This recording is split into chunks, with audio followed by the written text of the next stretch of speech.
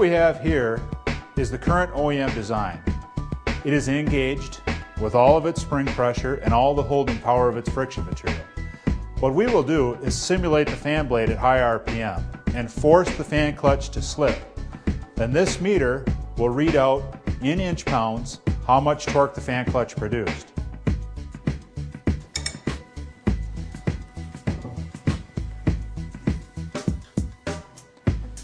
And as you can see, the fan clutch did not quite get to the advertised 2100 inch-pounds of torque.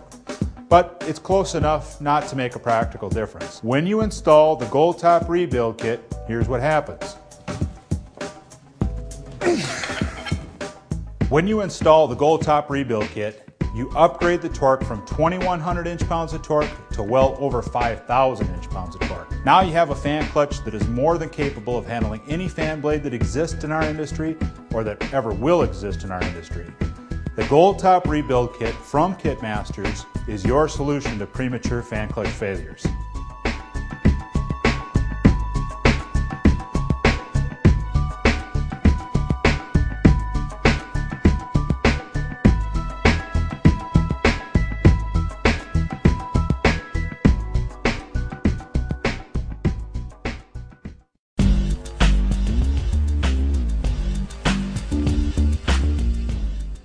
First, I'll demonstrate how to rebuild the fan clutch using the OEM rebuild kit, and then I'll demonstrate how to rebuild the fan clutch using the Gold Top rebuild. To remove the top friction plate, you're going to take a T55 Torx bit that they provide you, and you're going to put it into this jack bolt in the center of the fan clutch.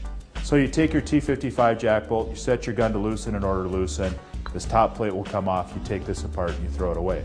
It's very important that you use this caging tool because without the caging tool, the friction material is caging these springs. So you want to make sure that you use the caging tool, cage the spring, and then remove the friction screws, and you can take the friction material off and you'll throw that away. But you take this spring housing off and you're going to throw that away. Inside of there will be a primary seal. You take that seal out and you throw that away. There's a retaining ring. You go in and get this retaining ring, which we've already taken the liberty of removing, but you take that out and you throw that away. Then you'll open up the OEM kit. The first step is to take the two pulley bearings, press the two pulley bearings back into the pulley, and take the pulley and put the pulley back on the shaft. And there's nothing very complicated about that. Once you have the pulley back on the shaft, you can take your new air cartridge, drop it down into the shaft, put the snap ring back on, and put the lock nut back on. You're going to remember that you saved this piece, so you're going to take their face seal and you're going to install their face seal. Now there's an O-ring on the other side of that face seal, so you have to make sure you lube that O-ring. If you don't lube that O-ring correctly, that's going to be an opportunity for a premature failure. Then you take the face seal and you thread it into there and you tighten it down. And when you tighten it down, you have to be real careful not to over tighten it because it's easy to strip those threads. And if you do that, obviously that'll be a premature failure. Once you install that correctly, you install this O-ring.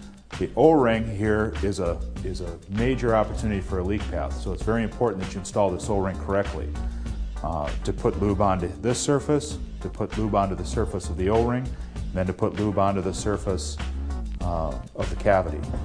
Then to install the O-ring, and to make sure you don't roll the O-ring over. If you roll the O-ring or if you get twists in the O-ring, if you missed any spots of lube in any of those steps, then that's going to be an opportunity for a premature failure. What happens oftentimes here is people will press this in and they will get a pinch in their O-ring. So they'll take it back out again, take more care the second time, make sure they apply even pressure, and install that air chamber cap. Now you've correctly installed the air chamber cap, but if you did it the first time where you pinched that O-ring, now you've already scored the O-ring in two positions, and that's going to be an opportunity for a premature failure. The next step would be to put your retaining ring back in. Now in a lot of cases, people will look at this and it'll look like this is installed fine. So they'll move on to the next step. They'll completely rebuild the fan clutch and they'll realize they forgot this piece. They'll take the whole fan clutch apart and put this back in, or sometimes not, which would obviously be a premature failure.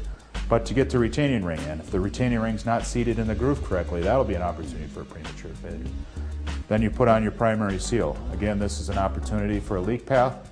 So the proper way to do this is to lube up this O-ring, to lube up the surface. If you miss any spots of lube, that's going to be an opportunity for a premature failure. And then to install this seal. The seal sits on a ridge. So to make sure that this seal is completely resting on the ridge correctly, if it's not resting on the ridge correctly, that's an opportunity for a premature failure. If you've installed it just like I did here, that'll be a premature failure because there's a right side up and a wrong side up to this seal. And if you put this in incorrectly, then that's going to be an opportunity for a premature failure. Then you put on the spring housing, line up the holes, install the friction material, and put in the 8 friction screws. And the 8 friction screws have to be torqued down to the right specification. If they're not, then that could lead to a premature failure. The next step would be to put the friction plate on, make sure that that's torqued down to the right specification. If that's not torqued down to the right specification, that's an opportunity for a premature failure. Once you do this completely, then you've installed the OEM rebuild kit into this fan clutch. Next, we're going to demonstrate how to rebuild the fan clutch using the Gold Top rebuild kit. The first step is to take the 2 pulley bearings, install them into the core the same way you did before. To take the air cartridge, the snap ring and the lock nut and install it the same way you did before. The third step is to simply take the Gold Top out of the box, drop it onto the core, and that's your installation. We took 9 of their subcomponent pieces and turned it into one assembly to make a 3-step installation. Put in pulley bearings, drop in air cartridge, install Gold Top, done.